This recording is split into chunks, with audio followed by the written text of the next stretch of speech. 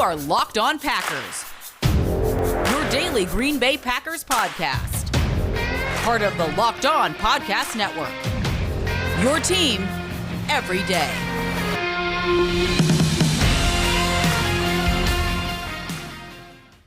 We are back for another crossover edition. It is a Week 5 crossover edition. The Packers traveled to Cincinnati to take on the Bengals. I'm Peter Bukowski, host of Locked On Packers, joined by one of the hosts of Locked On Bengals, Jake Liscow. And Jake, these two teams, very uncommon opponent. This is not exactly the league's oldest rivalry, but that makes these kinds of things fun, at least for me. I actually really like it when the Bengals play the NFC North. It's been some fun years for the Bengals, including a year the Bengals swept the NFC North. Aaron Rodgers on the Dan Le Batard show in August was recounting one of his most frustrating games, he said, of his NFL career coming against the Bengals, which the Packers, he said they were down like 16-0 and then came back and they were winning by 2 scores toward the end of the game, or were driving to kill the game. And then there was a fumble return for a touchdown when Aaron Rodgers missed a fumble. He recounted his 2 interceptions in that game. He's like, I always throw interceptions in Cincinnati. So, Bengals fans would love to see that happen again. But I think things are very different for this edition. I think that was 8 years ago. And so different teams a little bit besides Aaron Rodgers. Yeah, Mason Crosby might be the only guy from that team that is on this team now. Jonathan Franklin was the running back of that team, a breakout star in that game, and unfortunately suffered a career-ending injury. Might have been in that game, but Really? Maybe right after. I don't recall that. It is unfortunate because he was a really popular guy in that Packers locker room. So the Bengals, a bit of a surprise 3-1 team. They come in, I think, feeling pretty good about what they've done, coming off a big win against Pittsburgh. They have that wild Minnesota game that they could have lost, and Minnesota could have lost 18 different times. So when you're looking at, okay, what is working for this team right now? What is the number one thing where you go, okay, this is what the Bengals can really hang their hat on right now? Yeah, I mean, Joe Burrow in the last 2 weeks has looked like Joe Burrow, in a better version, or the best version of Joe Burrow that we saw as a rookie. He's obviously not played a full season worth of games yet, but he's finally moving and making plays off script like himself. Prior to that, the Bengals kind of sheltered him a little bit, but the deep ball with Jamar Chase seems to be unlocked so far. Totally flipped the script from last year when it was all, is Joe Burrow ever going to be able to throw deep? And the memes are out there. He's 37 years old, I guess, and he can't throw an opposite hash, 35-yard vertical, which, obviously he's done at age 24, by the way. But he's been really good in the last 2 weeks, and the offensive line appears to have taken a step in the right direction. The big thing to watch this week is this offense is still trying to be predicated off of Joe Mixon and running the football. And, you listen to Brandon Staley talk about balance yesterday. I don't think it's quite the way that they're trying to do it in Los Angeles, but for the most part, the Bengals are trying to implement a lot more running game this year. Mixon's been pretty good, but we'll have to see what his status is. Generally speaking, the Bengals getting really healthy, but Joe Mixon, the big question is, it sounds like they're really going to bring him along slowly with a sprained ankle. And if you're running back with a sprained ankle, there's a lot of horizontal lateral movement, and you probably take that a little bit easy. Yeah, the Bengals are 20th in rush offense DVOA, but the Packers 27th in rush defense DVOA. So it is it's not quite strength against strength in that area. What do you think is different for the Bengals this year? Is Jamar Chase the big reason why they're able to push the ball down the field a little bit more? Because they've had injuries to T. Higgins. They haven't really had their full complement of all these guys. It seems like Jamar Chase, maybe it's Joe Burrow's comfort with him that's been enough. Like, hey, I'll sling it deep if that's the guy I get to throw to. I think that's certainly part of it. You heard Jamar Chase after he scored his touchdown against Pittsburgh. He pretty much went and said, hey, throw it up to me. And Joe Burrow's like, okay. I threw it up to him, and he went and got it. And, there are a few things there. One of them is certainly the comfort level between those two guys. Burrow's been throwing to Jamar Chase like a number one, and teams are starting to treat him like a number one, following him with their top corner. And the Bengals, to their credit, have been creative, and they've started to move him into the slot against Green Bay, as Mike Clay pointed out, not against Green Bay, against Jacksonville, as soon as Jacksonville started shadowing him just to get him more favorable matchups. And they have been moving him all over the place, which is actually something they didn't get from AJ Green quite as much, I think, last year, and Jamar Chase, the direct replacement for AJ Green. Joe Burrow's also improved, I think, in terms of his deep ball accuracy. He missed some early on, but in the last few games, he's looked fantastic. PFF's top graded quarterback in that time, vaulting up in the EPA per play leaderboards, whatever your metric is of choice. Joe Burrow in the last 2 games has been really good. Now, those games came against Pittsburgh and Jacksonville, 2 of the worst defenses in the league somehow. And TJ Watt didn't play for the Steelers. And I would say if TJ Watt isn't playing for the Steelers and Stephon Tuitt isn't playing for the Steelers, there's like one player on that defense, and that's Cam Hayward. And he was pretty good, but not good enough to mask the rest of the issues going on for Pittsburgh. So, some quality of competition questions for sure. But when I look at the Green Bay matchup, it's like Adrian Amos, Kenny Clark, Preston Smith, and there's no Jaire Alexander. So I see it as another one where Joe Burrow could potentially try to pick apart a defense again if given the opportunity. How do you think they're handling this idea of hey, we like to play from empty. Joe Burrow wants to play from empty. You mentioned the offensive line has taken a step forward. That was the big question mark coming in. You and I talked about it on Locked On Today a couple of times. The idea of taking Jamar Chase over someone like Penei Sewell or Rashawn Slater. How has that offensive line coalesced so far this season?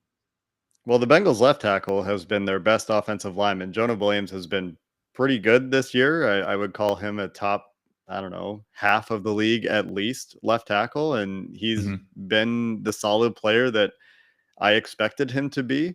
The left guard has been a pleasant surprise. Quentin Spain has taken a pretty big leap from where he was last year as he was cut from Buffalo and was trying to learn the ropes in Cincinnati. I mean, he was playing tackle in Cincinnati. He's very clearly not a tackle if you look at the way he plays and look at his build, but he's been pretty good at left guard. The concerned center right guard, Trey Hopkins, coming back from the ACL, hasn't been great this year. It's been pretty slow progress from him.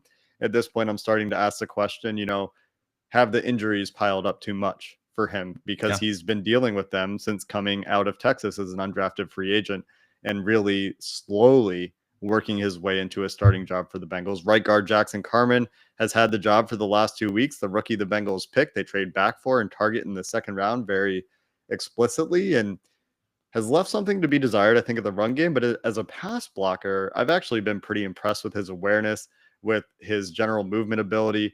There's a touchdown the Bengals scored against Jacksonville where he gets his guy on the ground. The guy kind of trips a little bit, but Jackson Carman helps him to the ground for sure. And there's a looper coming around on the other side of the tackle, and Carman has his head on a swivel enough to go pick it up, kind of prevents a sack and allows Joe Burrow to get left and make the touchdown happen off script. So credit Jackson Carman for that sort of thing, doing a good job keeping his levels in space, doing a good job keeping his head on the swivel, looking for work in pass protection. And Riley Reif at right tackle has been solid, steady. He's not a world beater, but they have Bobby Hart there for years. And Bobby Hart, I don't think is on a team. The guy that was starting at left guard for the Bengals last year, Mike Jordan, not on a team. Billy Price, a subject of unfortunate ridicule because he's a good guy. But, the Bengals won that trade, getting BJ Hill from the Giants for Billy Price. Defensively, and I almost feel bad because we spent a lot of time talking about this Cincinnati offense, and the defense has quietly been quite good. They're 5th in DVOA coming in to this game, 11th against the pass and 6th against the run. The thing that has really stood out to me is their front has been much better than it has been in years past. They add Trey Hendrickson, Larry Ogunjobi, who's been quite good for them, and Sam Hubbard as well, who just got the extension. So what has been the difference for this team this year? The glue is DJ Reader playing like the stud he was expected to be when the Bengals got him from Houston. He was hurt for most of last year, but he's really underrated signing. He's been playing great too. And it's not just like as a run defender where he's been very good and is a reason that the Bengals linebackers look like they're all in the top 20 or so of the league. Specifically Logan Wilson, who actually has taken a massive step forward, but is very much helped by a pretty dominant interior defensive line in front of him that's keeping him clean, letting him make plays. And to his credit, he's making those plays and has like 3 interceptions this year, which you certainly take for your second-year linebacker from Wyoming, your 3rd-round pick. But DJ Reader, he's listed on the Ourlads depth chart twice at linebacker. Is that right? He's listed at 2 linebacker slots as the starter. There you go. He only plays one of those spots, but he is the every down linebacker for the Bengals. Jermaine Pratt, Akeem Davis-Gaither used a little bit more flexibly, but he's been really good. But the big thing is, that front playing great. Trey Hendrickson showing that he wasn't just a Cam Jordan beneficiary in New Orleans. He's been playing pretty well. And the interior defensive line from top to bottom are studs. From DJ Reader, Josh Tupou to BJ Hill, and Larry Ogunjobi, as you mentioned, those guys are all playing great. The last thing I want to get to here before we turn the tables is how they're going to defend Davante Adams, because every team is going to do it a little bit differently. The Steelers brought bracket coverage a ton. Most teams that said, okay, we're going to live in too high. We're going to make sure that the safety to Davante Adams side is shaded to that side if we can, and we're going to make the other guys beat us. How do you see Cincinnati trying to take care of Davante Adams in this game, insofar as any team can do it, because no one has really found, no one has locked him down? I don't think there's a real way to handle Davante Adams and Aaron Rodgers together because those guys are so good together. But I'm thinking back, like the best receivers the Bengals have played this year are certainly the Minnesota pair and Adam Thielen and Justin Jefferson. And in that game, the Bengals shadowed Jefferson for the most part with their only healthy starting outside corner, Chidobe Awuzie, who's working back from a groin injury this week, but is at this point expected to play in practice this week. It wouldn't surprise me to see them do that again to some degree. I think he's a little bit better in terms of changing direction and hanging with those good route runners like Adams. And you'll probably see them try to put speed on speed with Trey Waynes against the, some of the deep threats. Why am I forgetting his name? Marquez Valdes-Scantling is on IR, unfortunately, so he's not going to be in this game. And then they're gonna try and take some deep shots. Alan Lazard, maybe Equanimeous St. Brown gets an opportunity.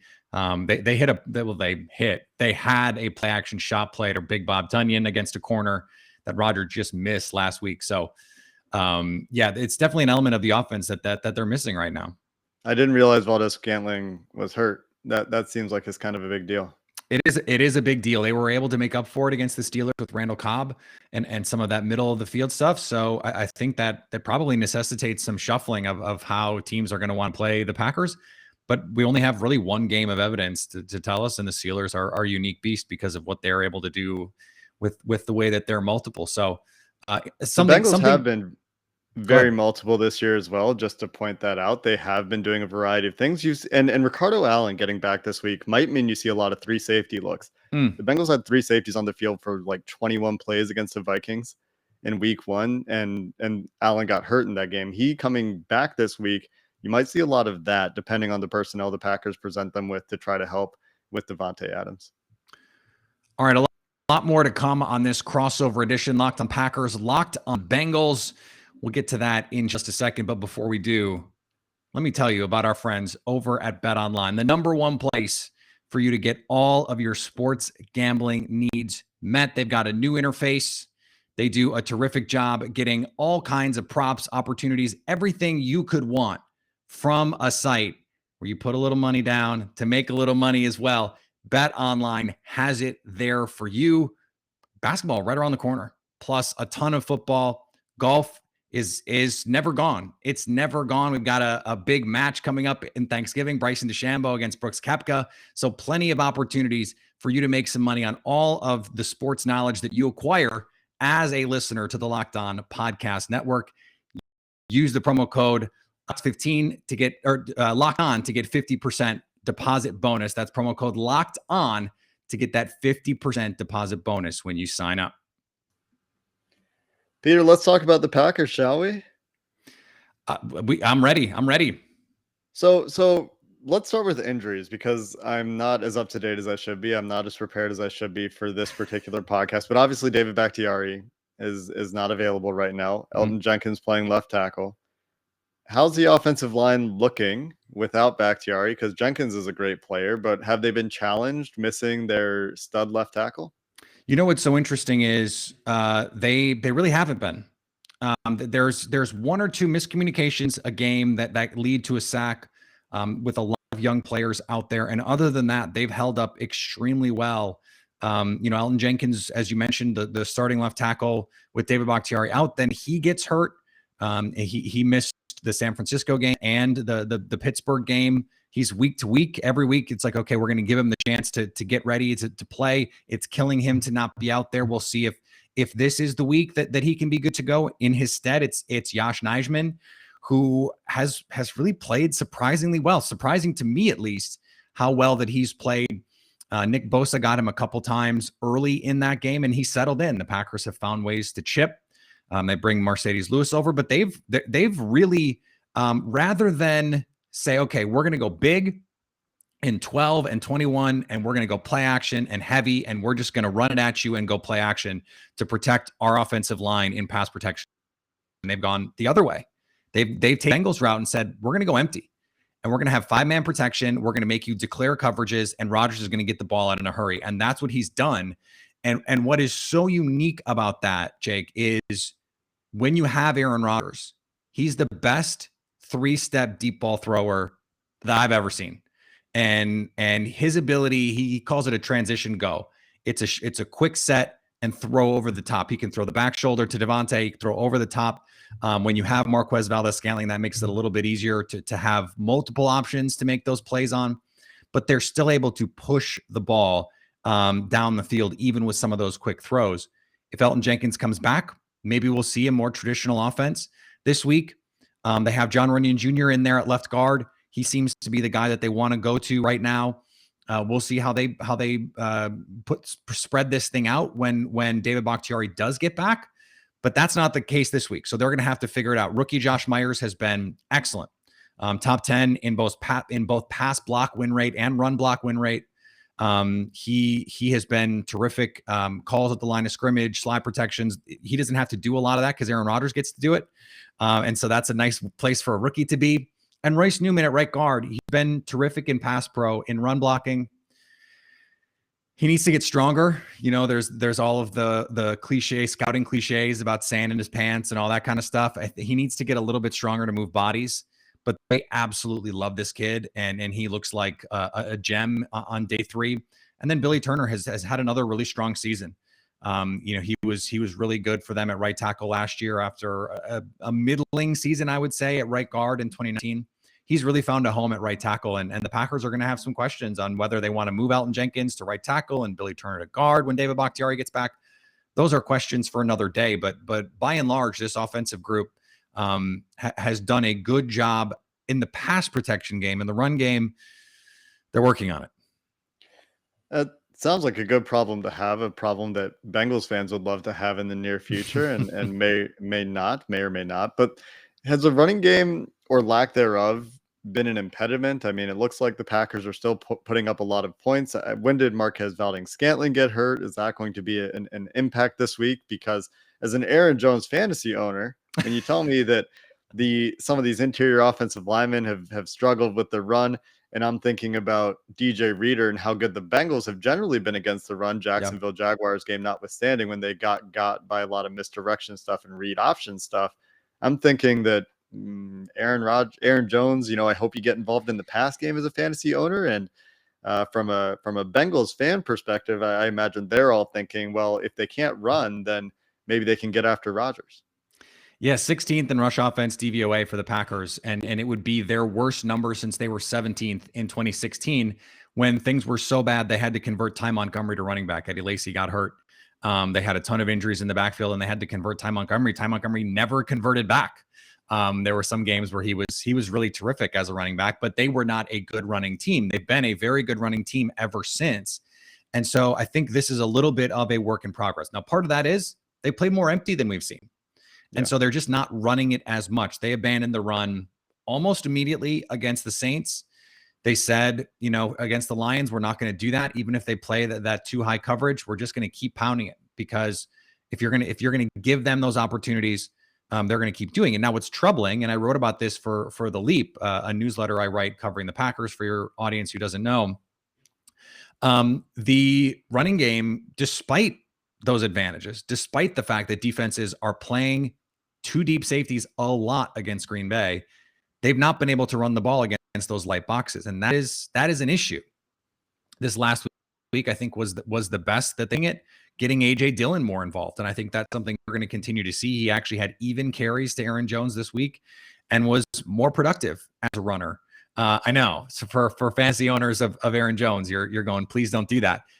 The difference is Aaron Jones has been a part of the passing game consistently.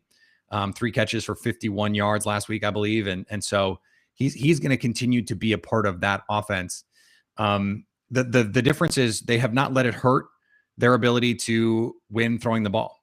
And Rodgers has found ways, whether it's Devontae Adams, whether it's Randall Cobb, to get the ball into the windows that he needs to do that. He's still Aaron Rodgers. Leads since week 1. He leads the league in Ben Baldwin's composite score, which is EPA per play and completion percentage above expectation, top 5 in EPA per play, top 5 in CPOE. So he's back looking like Aaron Rodgers, and that's gonna have to be the case if they want to score as they figure out this run game, which I do think will come together, especially once they get healthy. This week, I think this is the stiffest test that they've faced, really, from a run defense standpoint. Although the 49ers front is certainly no slouch, but this is a very good group, certainly an underrated group. I think there's going to be some Packers listeners of, wait, Cincinnati better than San Francisco? Yeah, this year that's been the case, and so this is going to be a little bit of a rubber meets the road game for this Packers run game.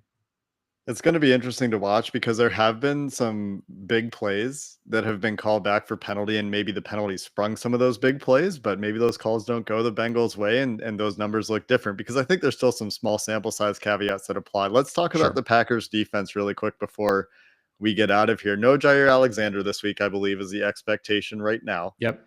On Wednesday as we record this. How has this defense been? I mean, there are some notable names that have been hurt. Kenny Clark, Preston Smith having a bit of a renaissance season as far as I can tell, but are you expecting this defense to be a stiff test for the Bengals? The Bengals offense have had a hard time putting together a complete game, as we discussed on a Locked On Today post-game episode on Thursday. Is this defense going to stand up to some of the defenses like the Bears and the Vikings that the Bengals played earlier this season? I think they can, and I would feel more comfortable saying that with a healthy Jaire Alexander and a healthy Zadarius Smith and a healthy Preston Smith and a healthy Chris Barnes. Like they're dealing with some serious injury issues right now. I think 2 of their 4 best defensive players, and maybe just their 2 best defensive players, full stop, in Zadarius Smith and Jaire Alexander, are going to be out. Kenny Clark certainly has a claim to that. He's been playing really, really good football this year. And dominating, especially centers when he gets matched up with them one-on-one. He's been wrecking people. But they've used him a little bit more as a 3-tech to get him against guards, to get him involved in some of those, the games that you can run with the outside linebackers. So it's one of those things, right, where if Kevin King can come back healthy, Eric Stokes has been playing terrific football ever since he was inserted into the lineup, and he was targeted, seriously, Jake, 15 times against Pittsburgh. Yeah. 15 times. Now he's a rookie corner. That's going to happen. And they threw the ball a bunch, but he only gave up 10 completions for 82 yards. So, and had a pick. So that is doing the job of this defense, which, as I've said, like, I want to play the Packers, we're going to play a lot of 2 deep. We're going to, disguise coverages, and we're not going to let you get big plays. And that is going to be the goal again this week. So, to your point, Joe Burrow has that accuracy, plays in rhythm.